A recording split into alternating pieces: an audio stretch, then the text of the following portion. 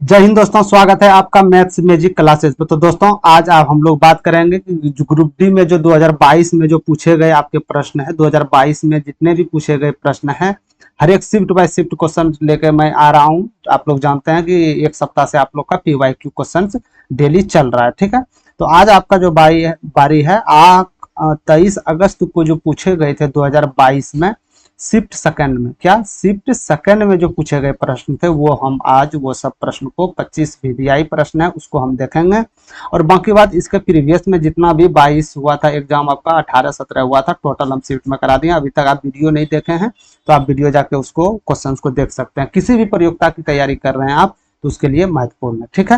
तो आप लोग चैनल से जुड़िए और यदि आप लोग जुड़ गए हैं तो लाइक जरूर कर दीजिएगा और शेयर, जो भी न्यू बच्चे हैं उसके पास शेयर कर दीजिएगा, क्वेश्चन का पैटर्न पता चल जाएगा, ठीक है। तो आप लोग चैनल को सब्सक्राइब कर लीजिएगा, बेल आइकन ऑल पे बटन पे क्लिक कर दीजिएगा। चलते हैं सीधे प्रश्न की ओर, ठीक है। आज का पहला नंबर ये ग्रुप डी में पूछा गया प्रश्न है, तो PYQ आप जानते हैं सेकंड शिफ्ट का है, ठीक है।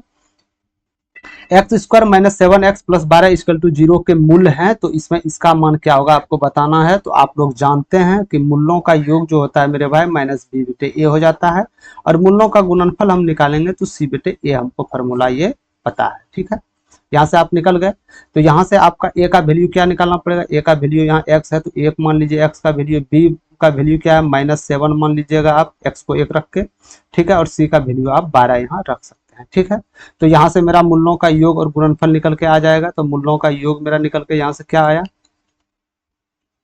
तो मूल्यों का योग मेरा यहाँ से क्या निकल के आएगा, तो -7 है तो -7 अपॉन 1 यानी ये 7 आ जाएगा मूल्यों का योग, और मूल्यों का गुणनफल जो आ जाएगा मेरे भाई वो 12 निकल के आएगा, ठीक है। तो मूल्यों का योग आपका 7 है, मूल्यों का गुणनफल आपका 12 निकल के आया, ठीक है। अब चलते हैं सीधे प्रश्न की ओर। तो A cube plus B cube, A square plus B square plus A का मान आपको निकालना है। तो ए प्लस बी का फॉर्मूला आपका क्या होता है, तो आपको पता रहना चाहिए A plus B, A square plus B square minus A B, यही फॉर्मूला होता है ना, ठीक है। और नीचे तो दिया गया है A square plus B square plus 1, ठीक है। यहाँ आप समझ गए। ए बी का मान क्या निकल के आया था 7, ठीक है, 7 हमने दे दिए। ए स्क्वायर बी स्क्वायर का मान क्या होगा, ए स्क्वायर बी स्क्वायर का, तो ए स्क्वायर प्लस बी स्क्वायर को आप क्या लिख सकते हैं इस फॉर्म में, इस दोनों के किसी एक फॉर्म में आपको लिखना है, ठीक है। तो इसको हम ए प्लस बी का होल स्क्वायर माइनस 2ab तो हम लिख सकते हैं, ठीक है। तो ए प्लस बी 7 है तो 7 7 49 और माइनस ए बी 12 निकला तो 12 दूनी 24, यानी इसका वैल्यू यानी ए स्क्वायर और बी स्क्वायर का वैल्यू आपका 25 निकल के आया, ठीक है। तो यहाँ ए स्क्वायर बी स्क्वायर का वैल्यू 25 निकल के आया, ए बी आपका 12 है तो 12 माइनस कर दीजिए, ए स्क्वायर बी स्क्वायर का वैल्यू 25 है प्लस 1 आ गया, ठीक है। तो यहाँ से 25 में 12 जाएगा 13, 13 91 आप लोग जानते हैं बेटे 26, ये आपका उत्तर हो जाएगा, ठीक है। तो आपका उत्तर 91 बेटे 26, यानी ये जो आपका हो जाएगा 2 54 3, यानी 3 समथिंग आएगा, 4 3 के समथिंग आएगा, यानी आपका जो उत्तर होगा 3.5 इज करेक्ट आंसर होगा नंबर 3, ठीक है। तो ये ग्रुप डी में प्रश्न पूछा हुआ है और बार बार प्रश्न ये पूछे जाएंगे आगे आने वाले कोई भी एग्जाम्स में, ठीक है। तो आप इस फार्मूला को, दो फार्मूला को यदि आप इसको ए बी का योग ए बी का गुणनफल हो गया, और यदि आप इसको तोड़ने जान गए तो आपके लिए बहुत आसान सॉल्व ये हो जाएगा, ठीक है। चलते हैं दूसरा नंबर प्रश्न पे। ए बी एक कार्य को 600 रुपये में पूरा करने का ठेका लेता है, ठीक है। ए बी एक काम कहीं काम करने गया था, उसको ठेका दिया गया कि भाई तुम काम करो, तुम्हारे लिए ये 600 रुपया में हम ठिका देते, ठीक है। तो ए अकेले उसे 4 दिनों में पूरा कर सकता था, ठीक है, जबकि बी अकेले यदि करता तो 6 दिनों में पूरा करता, और यदि ए बी सी तीनों मिल के करता तो 2 दिन में, यानी कि सी की सहायता लेता तो यदि 2 दिन में पूरा करता है। तो सी का कितना हिस्सा है ये आपको बता, ठीक है। तो ए कितना दिन में कर सकता था, ए 4 दिन में कर सकता था, बी कितना दिन में कर सकता था 6 दिन में कर सकता था, और ए बी सी तीनों को हम मिला दे तो ये 2 दिन में कर सकता था, ठीक है। तो एक काम मेरे पास होना चाहिए कि हाँ इतना काम होना चाहिए, टोटल वर्क होना चाहिए, ये मेरा टोटल वर्क होता है। तो टोटल वर्क वही होता है मेरे भाई जो तीनों से संख्या वो कट जाए, यानी हम बोल सकते हैं साफ साफ भाषा में उसका एलसीएम होता है। तो इसका एलसीएम क्या होगा, 6 होगा। क्या सबसे बड़ी संख्या पहले हम देखेंगे, तो इसमें से सबसे बड़ी संख्या 6 है, तो क्या 6 एलसीएम हो सकता है, क्या 6 एलसीएम हो सकता है, क्या ये 6 सबसे विभाज्य है, नहीं। ये तो 2 से तो विभाज्य है लेकिन 4 से विभाज्य नहीं है। तो इससे 2 गुना लेंगे, 6 दूनी 12, क्या 12 सब संख्या से विभाज्य है, 4 से 6 से 2 से, जी हाँ 12, यानी इसका एलसीएम 100% 12, ठीक है। तो ये एक दिन में कितना इकाई काम करेगा, तो 4 तिया 12, 3 इकाई, ठीक है, एक दिन में काम करके निकलेगा। एक दिन में ये कितना इकाई, 2 इकाई करेगा, तभी तो इसको एक दिन में 2 इकाई करेगा, तभी तो इसको 6 दिन लग रहा है। ठीक है, ये एक दिन में कितने इकाई करेगा, ए बी सी तीनों मिलके, तो ये 6 इकाई एक दिन में। ठीक है, तो यहां से मेरा ए और बी और सी का एक दिन का वैल्यू निकल गया कितना, 3 इकाई ए कर रहा है, 2 इकाई बी कर रहा है, और सी जो कर रहा है मेरे भाई, सी जो कर रहा है, तो यानी ए बी सी ये तीनों तो मिला के 6 इकाई कर रहा है। ठीक है, यदि हम दोनों प्लस करके माइनस करते हैं तो सी का निकल जाएगा, तो 6 में 3 2 5 माइनस करेंगे, यानी सी का 1 निकला। ठीक है, बस इसका आपको रेशियो ठेका दिया था, रेशियो में बताना है। ठीक है, यानी एक दिन में ये 3 काम कर रहा है, एक दिन में, इसी के अनुसार तो पैसा बटेगा ना, जो ज्यादा काम करेगा उसको ज्यादा पैसा मिलेगा। ठीक है, एक दिन में ये ज्यादा कर रहा है, ए को ज्यादा मिलेगा, बी को उससे कम मिलेगा, सी को उससे कम मिलेगा। तो टोटल योग 600 है, लेकिन रेशियो का एक 6 है, तो 6 एक आपका 600 वैल्यू हो गया, तो x का मान 100 निकल गया, या x आप नहीं मानते हैं तो डायरेक्ट एक का वैल्यू आपका 100 निकल गया। तो यदि एक का वैल्यू आपका 100 निकल गया मेरे दोस्त, एक का वैल्यू यदि आपका 100 निकला है, तो किसका, सी का पूछ रहा है, तो सी का जो आपका निकलेगा, तो एक ही का वैल्यू है, तो 100 रुपया ये लेके जाएगा। यानी सी जो काम करेगा उसके लिए 100 तनख्वाह दिया जाएगा। ए का पूछ देता तो आपको 300 रुपया देना पड़ता, बी का पूछ देता तो 200 रुपया देना पड़ता, और इसका पूछ देता तो 100 रुपया देना पड़ता। समझ गए यहाँ से आप?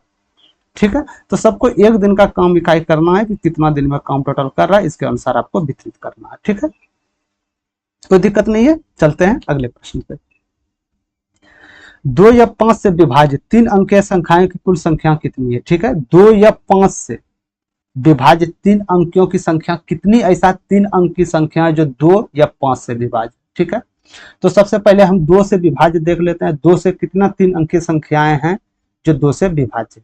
ठीक है, जो 2 से विभाजित। ठीक है, तो सबसे पहले मेरा भाई देखा जाए तो सबसे पहले आप 3 अंकों की सबसे बड़ी संख्या क्या होती है, 3 3 9।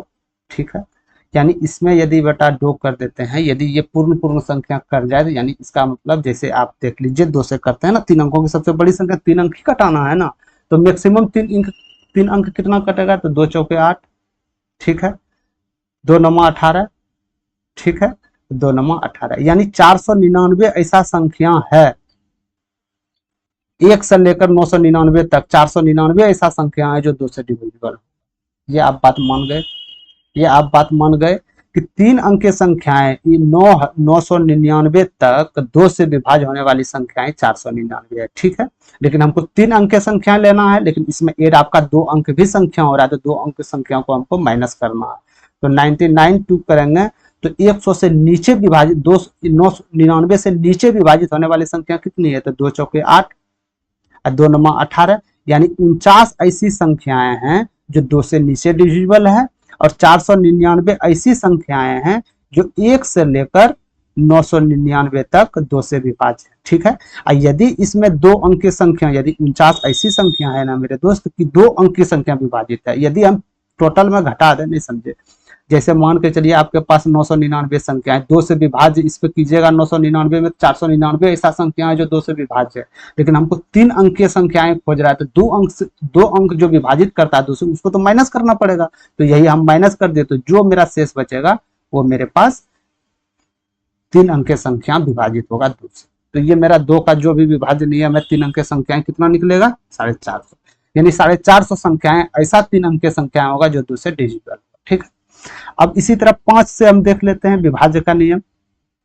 तो 5 से सबसे पहले 2 अंकीय संख्याएं कितने 5 से विभाज्य है, तो 5 एका 5 और 5 9 45, यानी 19 संख्याएं ऐसा है 2 अंकीय संख्याएं जो 5 से विभाज्य है, लेकिन हमको इसको काउंटिंग नहीं करना, इसको माइनस करना, क्योंकि हमको 3 अंकीय संख्या निकालना। ठीक है, तो 3 अंकीय संख्याएं में यदि 5 से करते हैं तो 1 से लेकर 999 तक कितनी ऐसी संख्याएं हैं जो मेरा 5 से विभाज्य है, तो इसको आप विभाजित कीजिएगा सबसे जहां तक कट जाए, जैसे 5 एका 5 5 9 45 5 9 45, यानी टोटल 199 संख्याएं 1 से लेकर 199 तक ऐसा है जो 5 से कटेगा, लेकिन इसमें 2 अंक की संख्या भी माइनस है, तो 2 अंक की संख्या आप माइनस कर दीजिएगा, तो आपके पास निकल के आ गया टोटल 180।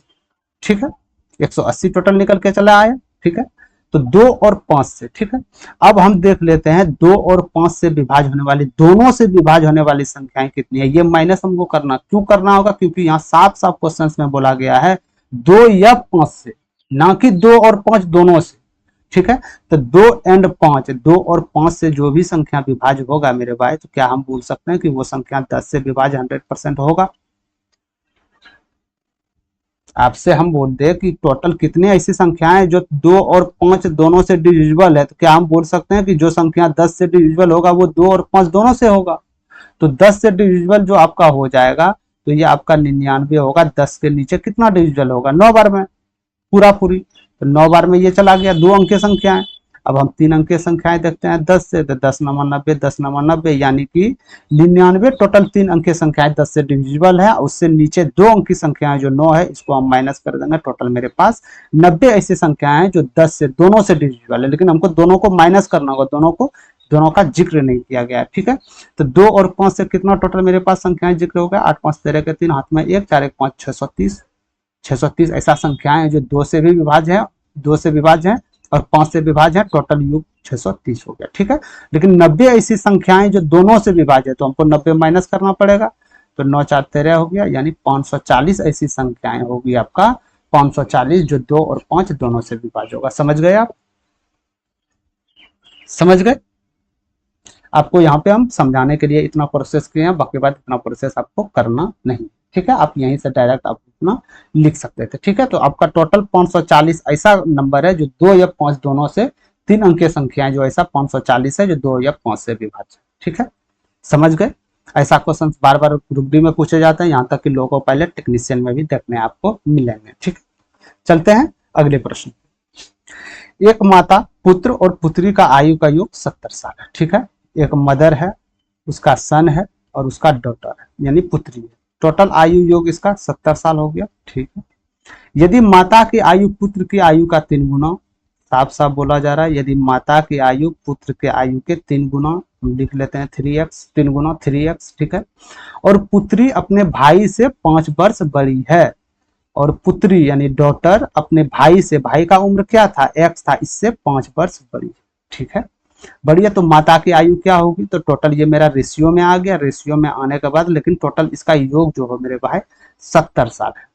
रेशियो में बांटा गया, इसका योग करेंगे 70 के बराबर हो जाएगा। तो इसका योग करने पर 3 और 1 4x, 4x 1 4x plus 5x plus 5 equal to 70।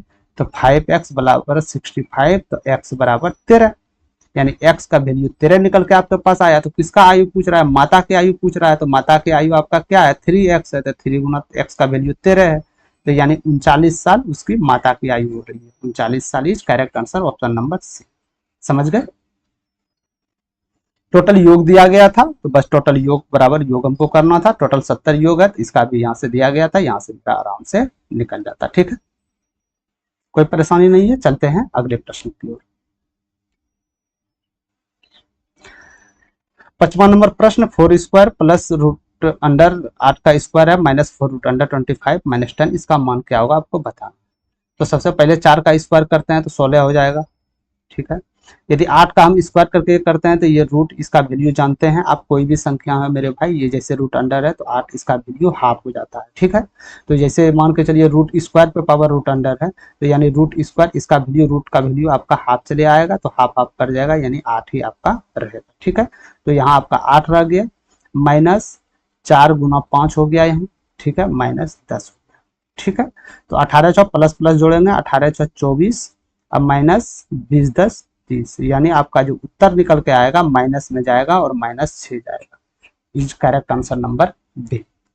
ठीक है, बहुत इजी प्रश्न थे, कैलकुलेशन था। ठीक है, तो चलते हैं आगे प्रश्न की ओर।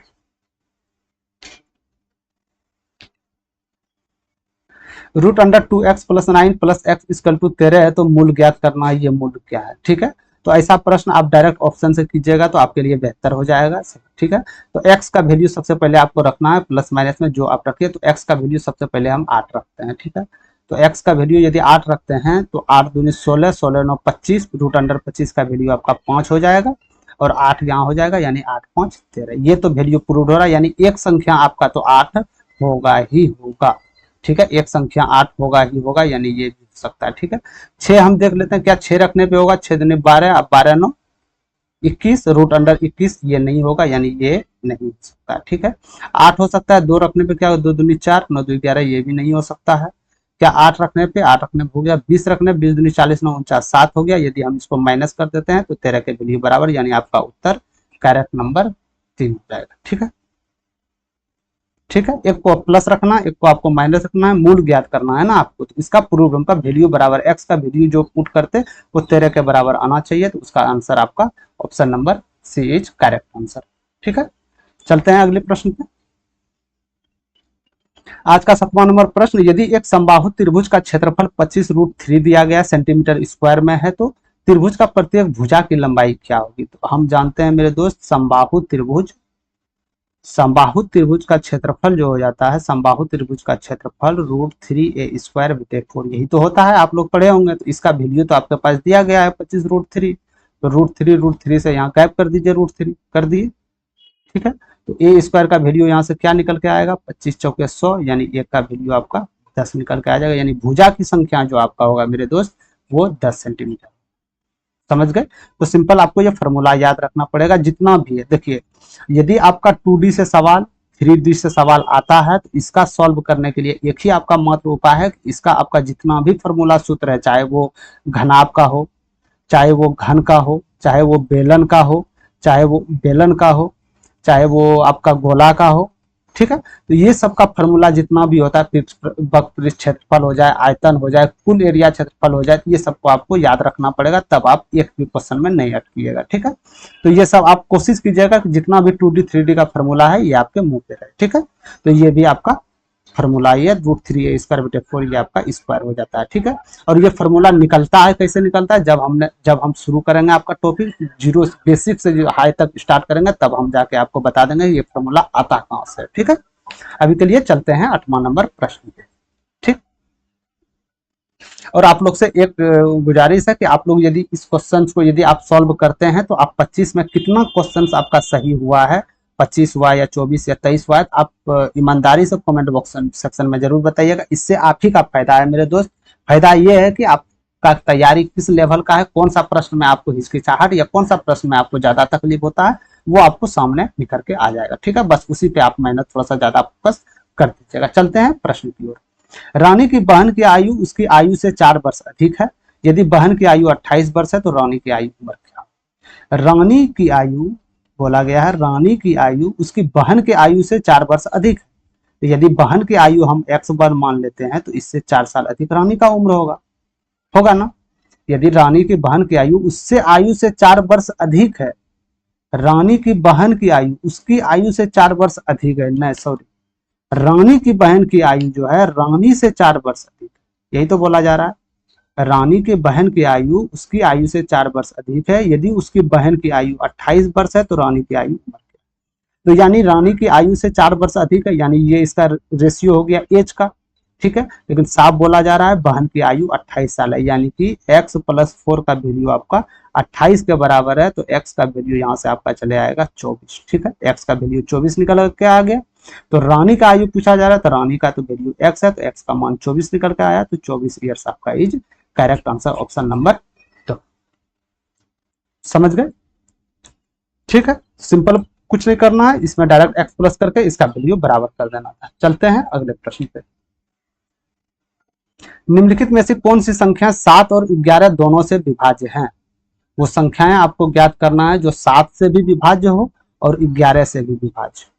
ठीक है, 7 से भी विभाज्य हो और 11 से भी विभाज्य। 7 से विभाज्य का नियम क्या कहता है, 7 से विभाज्य का नियम क्या कहता है, आप लोग बताइएगा।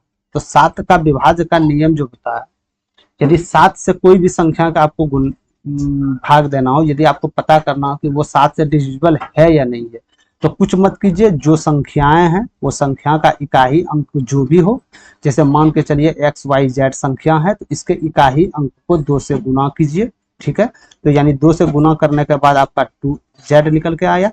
अब टोटल संख्या में आप 2Z माइनस कर दीजिए। यदि ये संख्याएं 7 से विभाज्य है तो वो संख्याएं 7 से विभाज्य हो जाए। ठीक है, ये 7 का विभाज्य का नियम अभी तक आप नहीं पढ़े हैं, तो विभाज्य का नियम पूरा हम A to Z बेसिक से हाई लेवल तक हम करवा दिए गए हैं। तो आप डिस्क्रिप्शन में हम लिंक दे दिए हैं, वहां जाके आप देख सकते हैं। ठीक है, तो सबसे पहले हम ये संख्याएं आपको लेते हैं 1371। ऐसे भी आप भाग भी दे सकते थे, लेकिन ये संख्याएं कुछ बड़ा रहता तो आप उसको कैसे सेकंड में कर सकते थे, उसको हम उस तरीका से बता रहे। ठीक है, तो यदि 1771 है तो इकाई अंक क्या है 1, इसमें 2 गुना करेंगे तो यानी 2 हो जाएगा, तब 177 में 2 माइनस करेंगे तो 175 हो जाएगा। तो क्या 175 7 से विभाज्य है? तो जी हाँ, 7 से विभाज्य है, यानी ये संख्याएं 7 से विभाज्य है।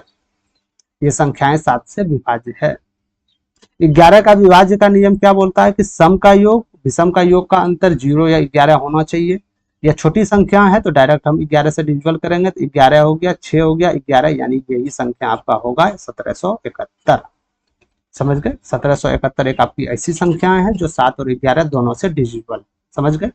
और यदि बात करते हैं दूसरा नंबर ऑप्शन में, इसको भी चेक कर लें। चेक करने में क्या जाता है, तो 1314 है तो लास्ट कितनी संख्या है, 7 से डिविजिबल है कि नहीं ये पता हम कर रहे हैं। तो 4 है, तो 4 दूनी 8 हो गया, तो टोटल 301 में आप 8 माइनस कर दीजिएगा, यानी 293 आपका। क्या 293 7 से डिविजिबल है? जी नहीं है, तो ये नहीं हो सकता है आपका। ठीक है, ये भी नहीं हो सकता, ये हो सकता है, लेकिन 11 से ये डिविजिबल नहीं है। तो आपका उत्तर जो निकल के आएगा वो आपका 1771। ठीक है, कोई परेशानी नहीं है। चलते हैं अगले प्रश्न की ओर। Root under 729 plus root under 1681 plus root under 576 minus root under 1849 का मान क्या होगा, ये आपको बताना है। समझ गए? तो रूट अंडर 729 किसका रूट अंडर है? ये 27 का है, साफ साफ पता चल रहा है ये 27 का है। 1681 किसका है? तो हम जानते हैं 40 का स्क्वायर करेंगे तो 1600 हो जाएगा, यानी कहीं ना कहीं ये 41 का होगा, इकाई अंक 1 है तो ये आपका 41 होगा। ठीक है, 576 तो आपको पता होगा, 576 24 का है, और 1849 जो है मेरे भाई ये आपका 43 का हो जाएगा। ठीक है, 43 का आपका हो जाएगा। बस कुछ नहीं करना था, इसको योग करके 43 को माइनस कर देना था। तो इसको यदि हम योग करते हैं, 7 1 8 4 12, हाथ में 1 हो गया, 4 2 6 1 7 2 9 हो गया। 92 में यदि 43 जाएगा, यानी इकाई डिजिट पे आपका 9 आएगा, तो इकाई डिजिट पे 9 आपका एक ही उत्तर है, ऑप्शन नंबर 3। ठीक है, तो आप जब भी प्रश्न को सॉल्व कीजिएगा, एक बार आप उत्तर में सिंगल डिजिट से देख लीजिएगा क्या वो कैलकुलेशन करने की आवश्यकता है। यदि आपको कैलकुलेशन करने की आवश्यकता है तो आपको करना पड़ेगा, यदि करने की आवश्यकता नहीं है तो आप नहीं कीजिएगा। ठीक है, वीडियो पसंद आ रहा है तो आप लोग लाइक जरूर कर दीजिएगा। ठीक है, चलते हैं आगे की ओर। आज का 11वां नंबर प्रश्न, 48 अनुपात x है समानुपात x अनुपात 72 है, सॉरी 75 है। x का वैल्यू 0 से बड़ा है, x का मान क्या होगा आपको बताना। तो सिंपल हम जानते हैं 48 अनुपात का मतलब चाहे आप डिविजिबल भाग दे दीजिए, अनुपात का मतलब भाग। ठीक है, समानुपात मतलब दोनों इक्वल में है, x बटे 75। ठीक है, यहां से मेरा निकल के आ गया, तो एक्स स्क्वायर हम क्या लिख सकते हैं, 48 गुना 75। ठीक है, तो x का वैल्यू ये क्या कीजिएगा, आपको गुना करके लिखिएगा। जी नहीं, इतना कुछ जरूरी नहीं है करने का, क्योंकि आपके पास टाइम होता नहीं है। ठीक है, तो सबसे पहले हम इसको तोड़ेंगे संक्षिप्त संख्या में सबसे छोटा रूप में। तो 3 से यदि हम इसको डिविजिबल करते हैं तो 16 हो जाएगा, इसको 3 से करते हैं तो 25 हो जाएगा। ठीक है, तो x का वैल्यू, एक्स स्क्वायर का वैल्यू आपके पास ये निकल के आया। तो अब x का वैल्यू आपको चाहिए, तो x का वैल्यू क्या हो जाएगा, तो x का वैल्यू 2 में 1 निकल के आपको निकाल के लेना होगा। 3 2 है, 1 3 यहाँ लिख देंगे। 16 यहाँ है, 16 हम जानते हैं 2 4 का स्क्वायर है।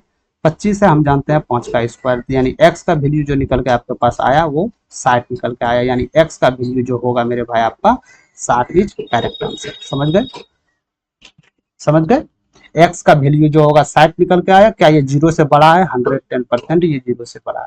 ठीक है, तो इस तरह आप इस प्रश्न को सॉल्व कीजिएगा। ठीक, यदि ऐसा ना करके आप ऑप्शन से यदि रखना चाहे तो ऑप्शन से भी यहाँ आप x का मान 60 रख सकते हैं, इसका मान 60 रख सकते हैं, ये दोनों का अनुपात सेम आ जाएगा। ठीक है, चलते हैं अगले प्रश्न पे। 12 नंबर प्रश्न, यदि एक गोले का पृष्ठ क्षेत्रफल 36 पाई सेंटीमीटर स्क्वायर, ठीक है, क्षेत्रफल को आप सेंटीमीटर स्क्वायर में मापते हैं या SI इकाई पद्धति है वो आप जानते हैं। ठीक है, तो गोले का त्रिज्या क्या होगा, त्रिज्या आपको बताना। तो गोले का पृष्ठ क्षेत्रफल क्या होता है, तो गोले का पृष्ठ क्षेत्रफल यही तो होता है 4 पाई r स्क्वायर। गोले का पृष्ठ क्षेत्रफल ये आपके पास दिया गया है 36 पाई दिया गया है ना, तो पाई से पाई चला गया, 4 से ये 9 बार में चला गया, यानी r स्क्वायर का वैल्यू 9 है, तो r का वैल्यू आपका 3 आ जाएगा।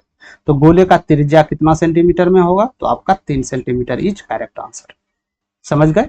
तो गोले का पृष्ठ क्षेत्रफल आपको बार बार बता रहे हैं कि यदि ये सब प्रश्न करना है 2D और 3D का फॉर्मूला आपको मुंह पे रखना होगा। ठीक है, तो ये गोले का पृष्ठ क्षेत्रफल 4 पाई r स्क्वायर होता है, ये बात आप लोग ध्यान से रखें। ठीक है, तो यहां से त्रिज्या आपका 3 निकल के आ गया। चलते हैं अगले प्रश्न पे। यदि किसी वृत्त का परिमाप 88/7, ठीक है, यदि किसी वृत्त का परिमाप 88/7 सेंटीमीटर है तो उस वर्ग के परिमाप सेंटीमीटर में ज्ञात कीजिए जिसकी प्रत्येक भुजा की लंबाई दिए गए वृत्त की त्रिज्या के बराबर होगा। ठीक है, एक वृत्त का परिमाप आपके पास दिया गया था 88/7, ठीक है, वृत्त का परिमाप हम जानते हैं 2πr होता है। ठीक है, इसका वैल्यू 88/7 दिया गया है और इसका जो त्रिज्या होगा ये बोला जा रहा है एक वर्ग के भुजा के त्रिज्या के बराबर होगा। तो यहाँ से मेरा यदि मेरे भाई यहाँ से ध्यान दीजिएगा आप लोग, यदि आपका परिमाप वृत्त का परिमाप दिया गया है तो वृत्त का परिमाप क्या होता है 2πr भी तो होता है, 88/7 दिया गया, क्या मेरा यहाँ त्रिज्या यहाँ से निकल जाएगा तो 44, 22 दूनी 44/7 हो जाएगा, 7 से चल जाएगा, 44 से ये 2 चला जाएगा, यानी आर का वैल्यू आपके पास क्या निकल के आ गया 2 निकल के आ गया, यानी कि इसका त्रिज्या जो 2 होगा इसका भुजा 2 के बराबर होगा। साफ साफ बोला जा रहा है कि उस वर्ग का परिमाप ज्ञात कीजिए जिसकी प्रत्येक भुजा की लंबाई दिए गए वृत्त के त्रिज्या के बराबर है।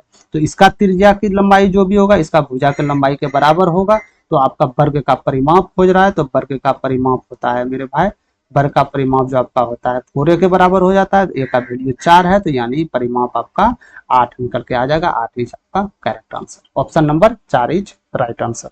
समझ गए? ठीक है, तो सबसे पहले आपको त्रिज्या निकालना ही पड़ता है। यदि त्रिज्या और भुजा बराबर है तो त्रिज्या तो आपको निकालना पड़ेगा, तब जाकर भुजा आप निकाल सकते हैं और परिमाप आपका निकल जाएगा। ठीक है, चलते हैं अगले प्रश्न पे।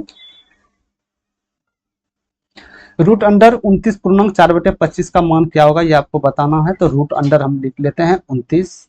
ठीक है, अब बहुत सारे इसमें स्टूडेंट क्या करेंगे कि डायरेक्ट इसको गुना करके इसमें ऐड करेंगे और इसके बाद इसका वर्गमूल निकालेंगे, तो ऐसा करना नहीं है। तो डायरेक्ट हम रूट अंडर ले लेते हैं 29।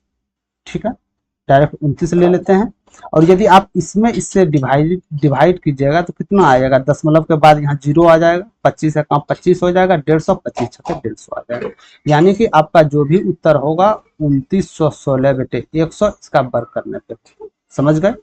तो यदि 2916 हम वर्ग करें, हम नहीं भी वर्ग करें, हम एक बात के लिए जानते हैं, हम नहीं भी वर्ग करें, यदि 6 है लास्ट इकाई, लास्ट डिजिट यदि 6 है, यदि ये वर्ग में जा रहा है तो कहीं ना कहीं ये वर्ग आपका 4 इकाई डिजिट निकल के आएगा, 4 आएगा ना इकाई डिजिट, और 100 का रूट अंडर कीजिएगा तो 10 आएगा, और यदि 10 से डिविजिबल इसको कीजिएगा तो 0.4 आएगा लास्ट डिजिट आपका 0.6 निकल के आएगा ना, या तो 0.6 निकल के आएगा या 0.6 निकल के आएगा आपका। ठीक है, समझ गए? तो आपका 5 पॉइंट, यदि 2916 का जो आपका रूट अंडर होता है ये 54 का होता है। ठीक है, 10 से डिविजन कीजिएगा 5.4 निकल के आएगा। ये आपका कॉमन सेंस लगाना होगा मैथ। ठीक है, बाकी बात प्रत्येक स्टूडेंट इसको कर लेंगे, 100% कर लेंगे, लेकिन मेन बात होता है कि टाइम आपके पास कम है और कम टाइम रहते आपको प्रश्न को सॉल्व करना है, तो ये मेथड आपको अपनाना होगा। समझ गए? ये मेथड अपनाना होगा यदि मेरिट में नाम दर्ज करवाना चाहते हैं तो। ठीक है, तो आप लोग सेशन डेली अटेंड कीजिएगा, ऐसा जो भी आपका टॉपिक है एक भी टॉपिक आपका नहीं छूटेगा। ठीक है, चलते हैं अगले प्रश्न पे। यदि किसी निश्चित मूलधन पर 18 महीने के लिए 5.5% प्रति वर्ष की दर पर साधारण ब्याज, समान मूलधन पर 14 महीने के लिए 6% प्रति दर की दर पे साधारण ब्याज से 62.5 रुपया अधिक होता है, तो मूलधन कितना है ये आपको बताना। प्रश्न में सीधा बोले जा रहा है कि एक आपके पास मूलधन है, ठीक है, कुछ मूलधन है, उसको आप 5.5 ईयर्स के दर पे लगा रहे हैं और 18 महीने के लिए लगा रहे हैं। ठीक है, इसका जो भी आपका रुपया होगा, इंटरेस्ट रुपया निकलेगा कोई भी मूलधन में, और यही सेम मूलधन है 6% की दर से है, और 14 महीने के लिए जो आपका यहाँ से निकल के आएगा रुपया, इसका अंतर आप लोग कीजिएगा तो 62.50 आएगा। बस ये क्वेश्चन समझाने के लिए हम आपको बता दिए। ठीक है, ये अंतर आपका 62.50 आएगा। ठीक है, तो सबसे पहले हम 5.5 के दर पे 18 महीना मतलब 3/2 साल, यदि इसका हम निकाले तो कितना मेरा सिंपल इंटरेस्ट निकल जाएगा। तो सिंपल इंटरेस्ट सिंपल है ना, 55/10 हो जाएगा और 3/2 से आपको गुना करना पड़ेगा। तो 5 से 11, 5 से 2 चले जाएगा, यानी 33/4%। ये तो आपका निकल के आएगा ना 4.5% की दर से, क्योंकि सिंपल इंटरेस्ट क्या होता है, सिंपल इंटरेस्ट रेट और समय का ही तो गुणनफल होता है ना। तो ये मेरा गुणनफल निकल के आ गया। ठीक है, अब आगे की ओर चलते हैं। अगला 6% की दर पे दे रहा है और ये 14 महीने के लिए दे रहा है। तो 14 महीने के लिए दे रहा है तो इसको आप यदि आप साल में कन्वर्ट कीजिएगा तो आपका 7/6 निकल के आ जाएगा। तो 6 ऊपर जाएगा यानी 7%। ठीक है, 7% रेट निकल के आ गया। तो ये साफ साफ बोला जा रहा है कि दोनों में जो अंतर होगा, क्या दोनों में अंतर होगा, 33/4 माइनस 7% में जो अंतर होगा ये 62.5 के बराबर होगा। तो 28 सच्चो 28 हो गया और 33 में 28 जाएगा तो 5/4 हो जाएगा परसेंट बराबर 62.5 हो जाएगा। परसेंट आप नीचे 100 भी लिख सकते हैं, यहाँ से 10 दे दीजिए, इसको आप काट दीजिए। ठीक है, 5 से 100 ले जाते हैं 125 हो जाएगा। 125 चौके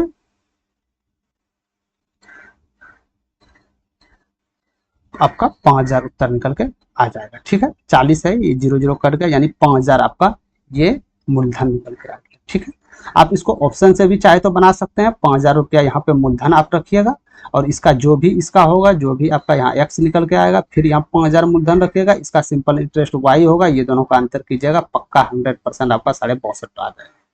ठीक है, तो हमने कुछ नहीं किए कि पहला सिंपल इंटरेस्ट जो निकल के आया था, दूसरा सिंपल इंटरेस्ट जो निकल के आया था, दोनों का हम अंतर कर दिए। देख रहे हैं, दोनों का अंतर करके 62.5 वैल्यू के बराबर कर दिए। बस यहाँ से आपका उत्तर निकल के आ गया। ठीक है, चलते हैं अगले प्रश्न पे।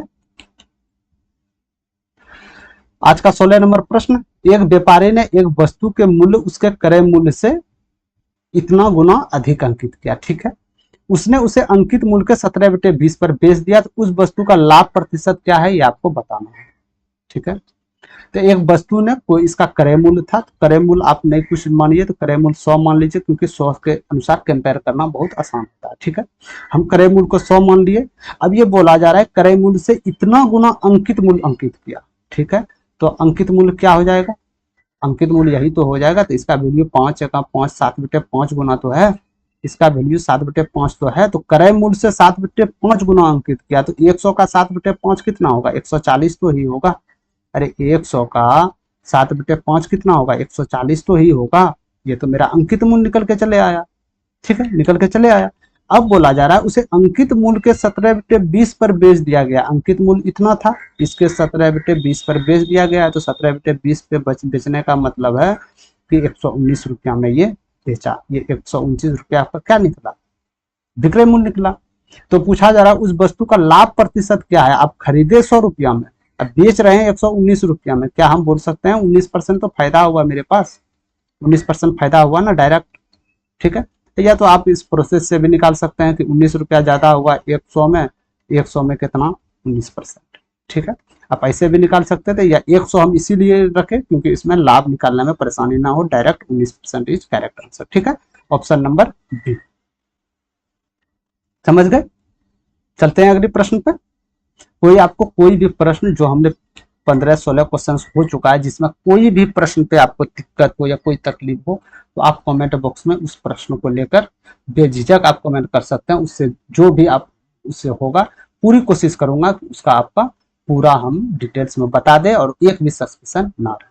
ठीक है, चलते हैं 17 नंबर प्रश्न।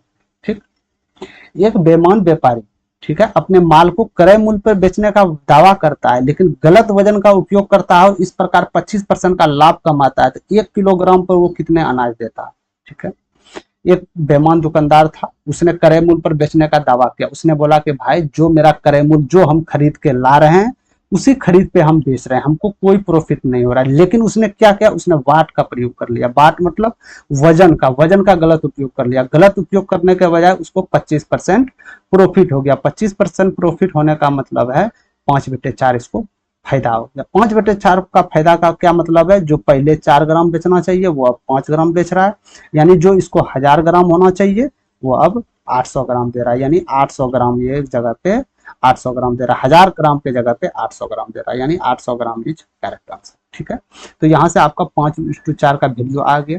ठीक है, तो यदि 1000 ग्राम पे कितना ग्राम बेच रहा है, तो 1000 ग्राम पे 800 ग्राम बेच रहा है। तो 1000 का वैल्यू 5 का वैल्यू 1000 है, तो 4 का वैल्यू 800 आ जाएगा। तो यहाँ से आपका प्रॉफिट आप निकाल सकते हैं, 25% हो जाएगा वैल्यू। जैसे 200 रुपया ये मुनाफा कमाया, 800 में कमाया। ठीक है, 100 में कितना, 4 से 25%। ठीक है, आप जैसे भी बनाए, चाहे आप इस मेथड से बनाए या ऑप्शन से भी बनाए, ऑप्शन से भी आपका बन जाएगा। ठीक है, ये आपको ऑप्शन से हम बता दें। ठीक है, चलते हैं अगले प्रश्न पे। 18 नंबर प्रश्न है, ए पे पावर 4 प्लस ए बेटे ए पे पावर 4 34 दिया गया है, तो इसका मान क्या होगा ये आपको बता। तो ए पे पावर 4 बेटे ए पे पावर 4 ये कहाँ से निकल के आएगा, ये तो यहीं से निकल के आएगा ना। तो ए स्क्वायर बेटे ए स्क्वायर को हम यदि ये स्क्वायर करते हैं तो ए पे पावर 4 प्लस 1 बेटे ए पे पावर 4 और प्लस 2 ए बी, यही तो निकल के आया आपके पास। ये यहाँ से यहाँ चला गया, यानी ये क्या निकल के आया आपके पास, तो ये आपका ए पावर 4 प्लस ए बेटे ए पे पावर 4 का वैल्यू दिया गया है ना 34, तो यानी 34 ये निकल के आ गया, तो इसमें ऐड कर देंगे, तो यानी आपका क्या निकल के आया 36। 36 किसका वैल्यू निकल के आया, ए स्क्वायर प्लस 1 बाय ए स्क्वायर का होल स्क्वायर का। तो ये स्क्वायर यहाँ आपका ये स्क्वायर जो है इधर आकर रूट अंडर हो जाएगा, तो ये स्क्वायर हट जाएगा, यानी हम बोल सकते हैं ए स्क्वायर प्लस 1 बाय ए स्क्वायर का वैल्यू आपके पास 6 निकल के आया। तो आपको निकालना क्या है, ए पे पावर 6 प्लस 1 पे पावर ए पे पावर 6 क्या होगा। तो क्या आपने ये फॉर्मूला नहीं पढ़ा है कि ए प्लस ए पे पावर ए यदि के हो तो ए क्यू प्लस 1 बेटे ए क्यू की पावर क्या होगा, तो के क्यू माइनस 3 के, यही तो फॉर्मूला होता है। के क्यू माइनस 3 के यदि 3 क्यू में जा रहा है तो ये भी तो क्यू में जा रहा है, इसका क्यू करेंगे तो यही तो आएगा, 2 तिया 6 करेंगे ना, क्यू करेंगे तो यही तो आएगा। तो यहाँ से आप के क्यू माइनस 3 के बैठा दीजिए, तो 6 पे पावर क्यू अब माइनस 3 गुना 6, यानी हम बोल सकते हैं 216 में आपका 18 जाएगा, तो 198 आपका उत्तर बच जाएगा, यानी 198 इस आपका करेक्ट आंसर। ठीक है, तो ये नहीं कि आपको अब ए प्लस 1 बेटे ए पे जाना है फिर वहां से आपको रिलीज करना, जी नहीं, उतना करने की जरूरत नहीं है। सिंपल आप देखिए कि ए पे पावर 6 क्यू किसका है, तो 2 का स्क्वायर, यदि मेरे दोस्त ए स्क्वायर प्लस 1 बाय ए स्क्वायर है, इसका क्यूब करेंगे तो जानते हैं ब्रैकेट यदि रहेगा तो ये गुणनफल हो जाएगा, तो ए पे पावर 6 प्लस ए पे पावर 6 हो जाएगा, यही तो होगा ना। तो बस इसी अनुसार आपको बनाना है। ठीक है, तो हम आपको पहले भी बता दिए थे, इस तरफ प्रश्न हो तो इससे नीचे ए स्क्वायर वाला यदि करना, यदि प्लस में हो तो यहाँ डायरेक्ट आप 2 प्लस करके रूट अंडर कर दीजिएगा, तो ए स्क्वायर का वैल्यू आ जाएगा। तो यही तो हमने किया, डायरेक्ट इसमें 34 में 2 प्लस कर दिया तो 36 का वैल्यू रूट अंडर कर दिए, तो ए स्क्वायर का वैल्यू आ गया। चाहे आप लिख के कीजिए या आप माइंड में कीजिए। ठीक है, तो हमने प्रैक्टिस इतने ही किए हैं कि डायरेक्ट माइंड में ये कैलकुलेशन हो जाता है, तो आपसे भी हो जाएगा, कोई बड़ी बात नहीं है, सिर्फ प्रैक्टिस करिए, प्रैक्टिस कीजिएगा आपका भी सॉल्व हो जाएगा। ठीक है, चलते हैं अगले प्रश्न पे। निम्नलिखित दंड आरेख का ध्यानपूर्वक अध्ययन कीजिए और दिए गए प्रश्न को उत्तर कीजिएगा। ठीक है, ये कंपनी एक्स 16 से 21 तक आपका दिया गया 1000 में, याद रखिएगा 1000 में दिया गया, 1000 रुपये में। ठीक है, ये आपका नंबर ऑफ कंपनीज जो भी 1000 में आपका नंबर दिया गया, ये आपका ईयर्स दिया गया। क्या पूछा जा रहा है, 2017 और 2021 में बेचे गए कंप्यूटरों की संख्या के बीच अंतर क्या है। तो 2017 में कितना बेचे गए थे कंप्यूटर, 60 बेचे गए थे। 2021 में कितना बेचे गए हैं, 40 बेचे गए हैं। तो दोनों का अंतर कितना हो जाएगा, तो 20 हो जाएगा, लेकिन 1000 के रूप में बोल रहा है लेना है, तो कहीं ना कहीं 20,000 हो जाएगा, तो 20,000 इज आपका करेक्ट आंसर। ठीक है, तो इसको डायरेक्ट आप बना सकते थे। ठीक है, कहीं कुछ जरूरी नहीं। चलते हैं अगले प्रश्न पे। यदि 5 क्रमागत सम संख्याओं का औसत 10, तो इन 5 संख्याओं को आरोही क्रम में व्यवस्थित करने के बीच में आने वाली संख्या क्या हो। ठीक है, तो इसमें बहुत सारे स्टूडेंट इसको फिर से बनाएंगे, शुरू से करेंगे, 5 क्रमागत संख्या लिखेंगे। अरे भाई 5 क्रमागत सम संख्याओं का औसत 10 है, तो औसत क्या संख्या होता है मेरे भाई, जैसे 5 क्रमागत संख्या A B C D E, तो कितना हो गया ये 4, तो इसका औसत क्या होगा, आरोही क्रम में व्यवस्थित किया जा रहा है, तो इसका औसत क्या होगा, क्रमागत है ना, क्रमागत मतलब 1 2 3 4 5, या 6 से स्टार्ट कीजिएगा, 6 7 8 9 10, क्रमागत मतलब लगातार, अंतर सेम होना चाहिए। ठीक है, तो इसका अंतर क्या हो जाएगा, इसका माध्य क्या हो जाएगा, यदि अंतर आपका बराबर हो मेरे दोस्त तो माध्य बीच वाला होता है, माध्य बीच वाला होता है। तो यही तो बोल रहा है कि माध्य 10 है, तो बीच वाला संख्या क्या है, तो 10 ही तो है आपका, 10 ही तो है आपका, 10 ही तो है आपका, 10 इज करेक्ट आंसर। सम संख्याएं बोला गया है, जैसे मान के चलिए 10 है, क्रमागत है, तो इससे नीचे वाला क्या होगा 8 होगा, इससे नीचे वाला क्या होगा 6 होगा, इससे ऊपर वाला 12 होगा, इससे ऊपर वाला 14। ठीक है, तो ये आपका 5 संख्याएं निकल पाएगा, यही 5 संख्याएं को बोल रहा है बीच वाली संख्या क्या होगा, औसत क्या होगा, तो यही होगा। नहीं विश्वास है तो आप टोटल संख्याएं योग करके 5 से डिवाइड कर दीजिएगा, आपका उत्तर 10 ही निकल के आएगा। ठीक है, तो हमेशा ये आपको याद रखना है कि 5 क्रमागत सम संख्याओं का औसत यदि कुछ भी दिया गया हो, ये बीच वाला संख्या पूछ दे तो वही औसत ही इसका बीच वाला संख्या होता है। ठीक है, पेन उठाने की भी आवश्यकता नहीं है, आप ऐसे कर सकते थे।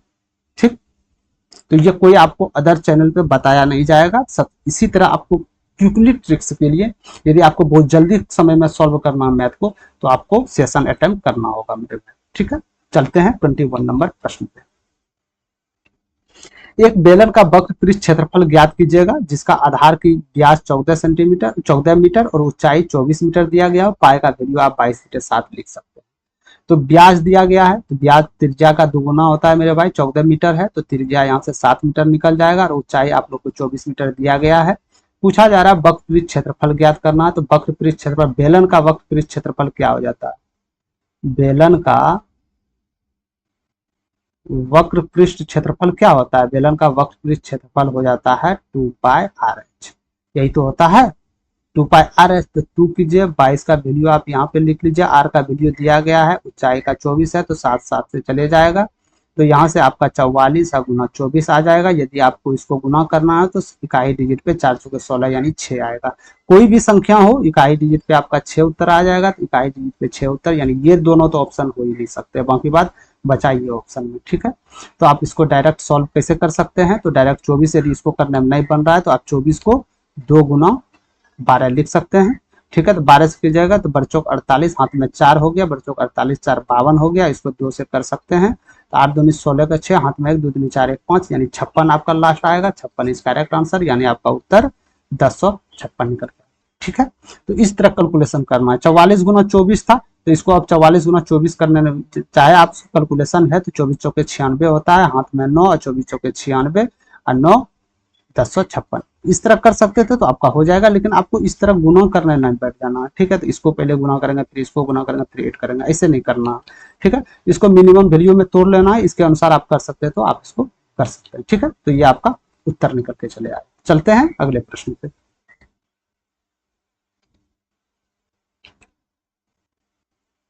एक व्यक्ति को 1 घंटे में 8 किलोमीटर दूरी तय करना था।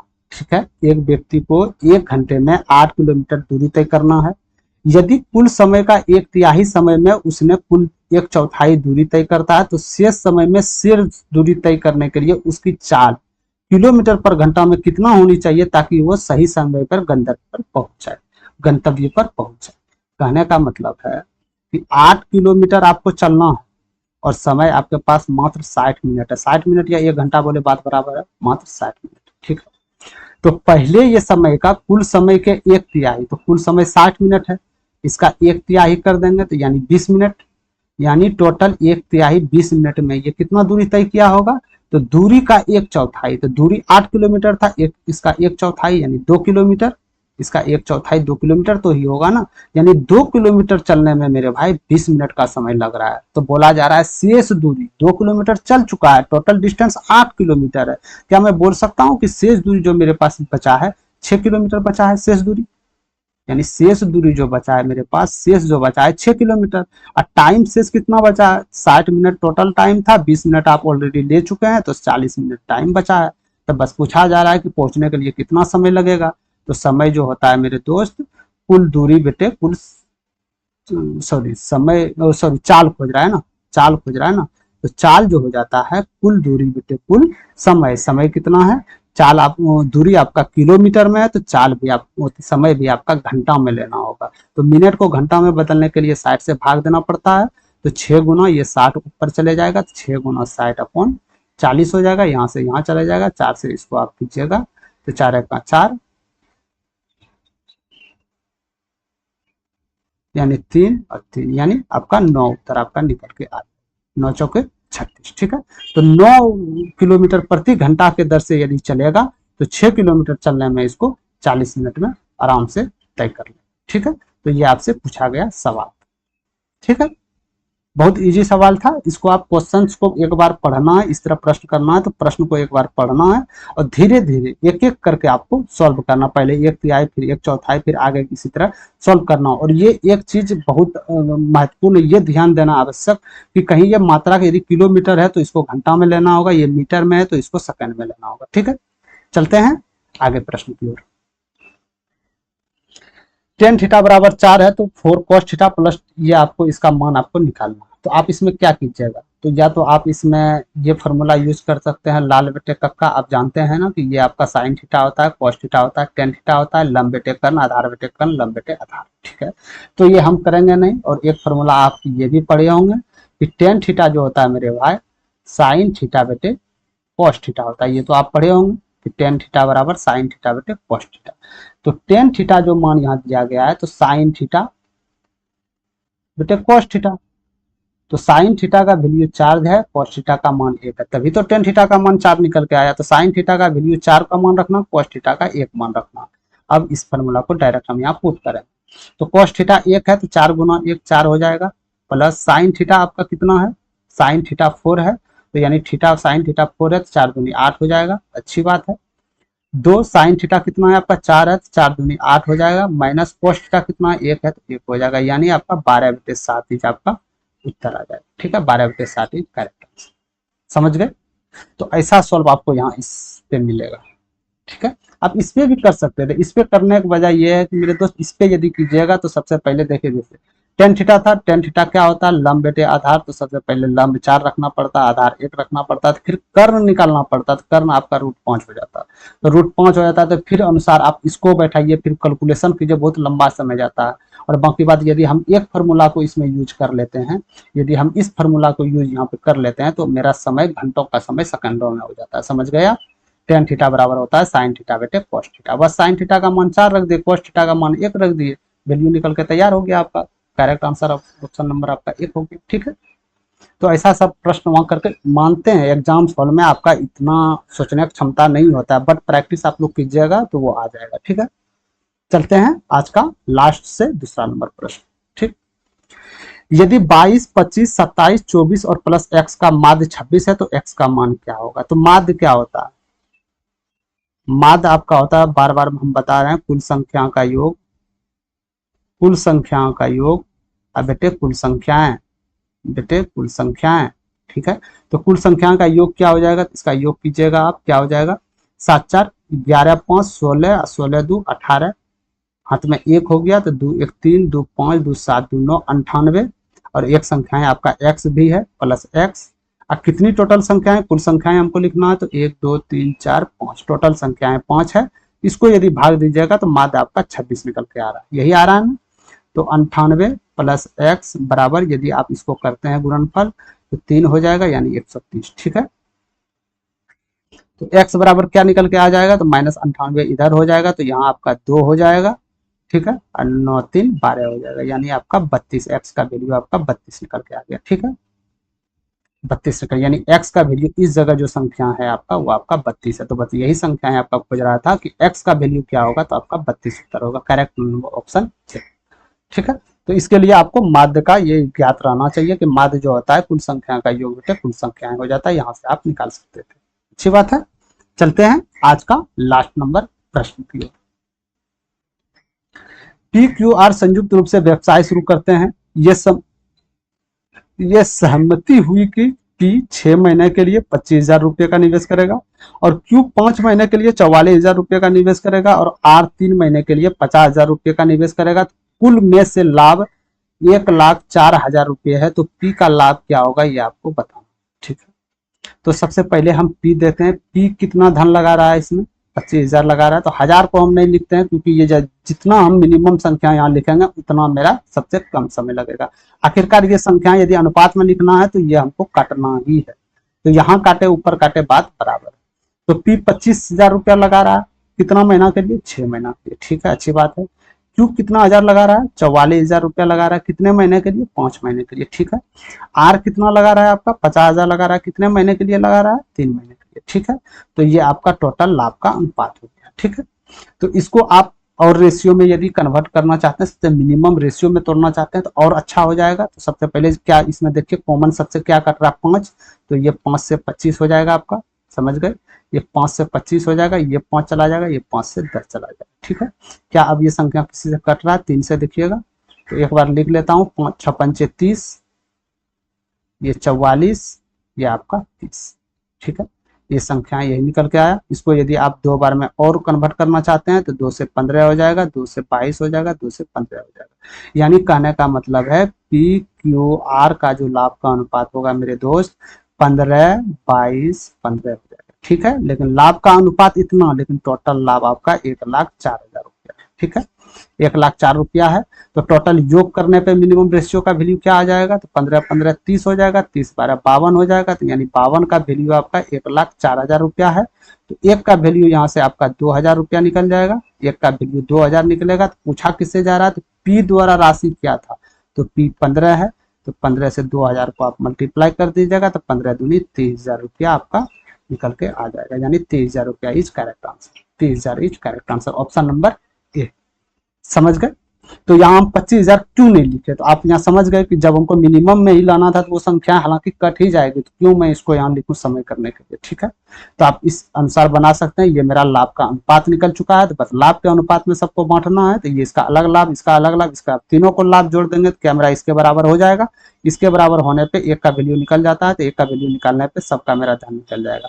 पी का धन खोज रहा था 30,000 निकल गया, क्यू का धन खोजेगा 44, समझ गए, और ये धन खोजेगा तो 30,000 निकल जाएगा। ठीक है, तो ये था आपका लास्ट आज क्वेश्चंस। और यदि आप इसका पीडीएफ चाहते हैं तो टेलीग्राम चैनल पे आपको जाना होगा, टेलीग्राम चैनल पे जाके टेलीग्राम चैनल को ज्वाइन कर लीजिए। बाकी बात, यदि आप टेलीग्राम चैनल डिस्क्रिप्शन में हम लिंक देंगे, डिस्क्रिप्शन में टेलीग्राम चैनल का लिंक देंगे, वहां से क्लिक करके आप पीडीएफ, हर एक क्लास का पीडीएफ या नोटिफिकेशन कुछ भी होता है डाउनलोड कर सकते हैं। ठीक है, तो आज आपका यहीं तक था सेशन। यदि सेशन पसंद आ गया हो तो लाइक जरूर कीजिएगा, और न्यू बच्चे के पास शेयर जरूर कीजिएगा, जिससे हो न्यू टॉपिक उसको बारे में पता चल जाए कि हाँ इस तरह क्वेश्चन सेट किया जाता है। ठीक है, तो इसी तरह क्वेश्चंस लगाने के लिए आप लोग को चैनल को सब्सक्राइब करना होगा। जितना भी आप लोग का क्वेश्चंस हम डेली अपलोड करते हैं, चाहे वो नोटिफिकेशन के रूप में हो, चाहे वो क्लास के रूप में हो, चाहे वो किसी के रूप में हो, सबसे पहले आपको इस चैनल पे देखने को मिल जाएगा। तो चैनल को सब्सक्राइब करके बेल आइकन ऑल पे बटन पे क्लिक कर दीजिएगा।